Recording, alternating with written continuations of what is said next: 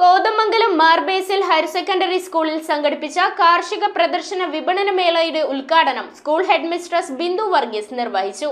കൃഷിയുടെ മഹത്വം ഓർമ്മിപ്പിച്ച് വീടിനു ചുറ്റും ചെടികൾ നട്ടുവളർത്താനുള്ള മനോഭാവം കുട്ടികളിൽ സൃഷ്ടിക്കുകയാണ് മേളയുടെ ലക്ഷ്യം.